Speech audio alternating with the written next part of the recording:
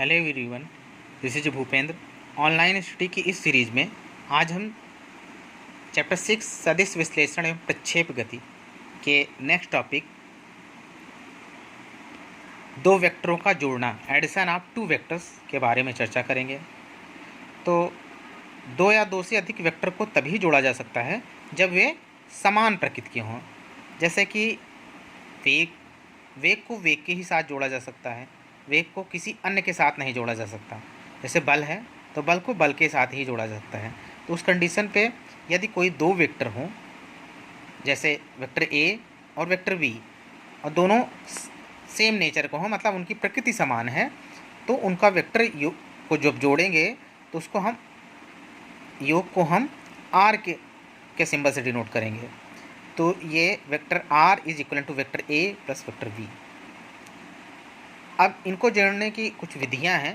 पहला दिया है ज्यामिति विधि, जिसे हम ज्योमेट्रिकल मेथड कहते हैं। यहाँ पे एक डायग्राम बनाया गया है वेक्टर ए का और वेक्टर बी को। तो ज्यामिति विधि को डायग्राम के रूप में यहाँ दिया गया है, जिसमें से कुछ विधियां हैं, जैसे वेक्टरों की त्रिभुज विधि। अब इस विधि में क्या होते हैं, दो वेक्टरों को जोड़ने का ये एक बेहतर तरीका है। अब यहाँ कोई मानते हैं कि कोई वेक्टर ए है और बी है, उनको जोड़ना है। इसके लिए सबसे पहले वेक्टर ए को खींचते हैं, फिर वेक्टर ए के एरो वाले पॉइंट से प्रारंभ करके वेक्टर बी खींचते हैं।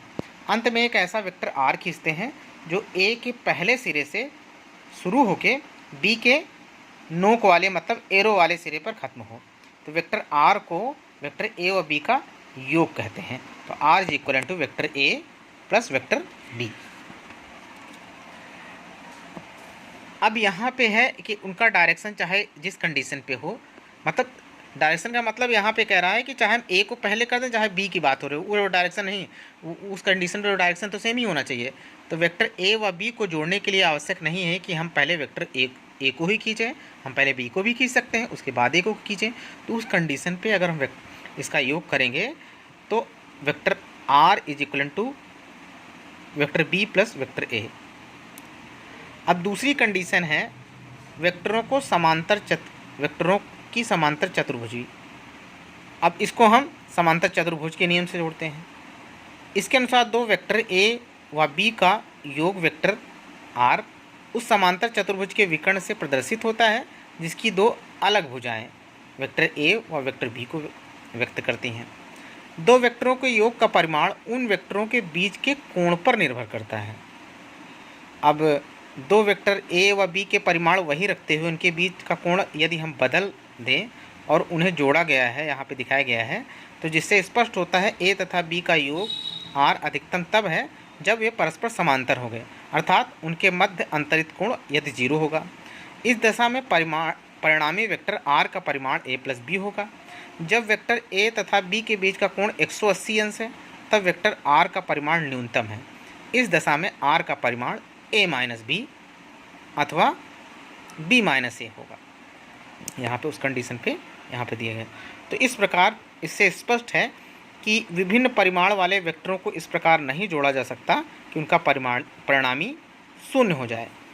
फिर एक नेक्स्ट दिया गया है कि दो से अधिक वेक्टरों को जोड़ने की बहुभुज विधि, मतलब पॉलीगॉन मेथड।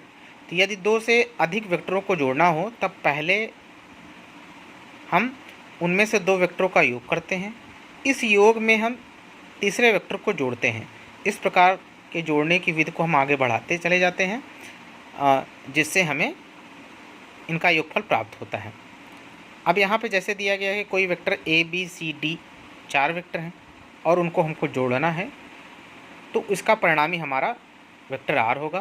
तो vector R is equal to vector A plus vector B plus vector C plus vector D. अब यहाँ ये आवश्यक नहीं है कि vector A B C D को जोड़ने के लिए वेक्टर ई तथा एफ का खींचना आवश्यक ही हो।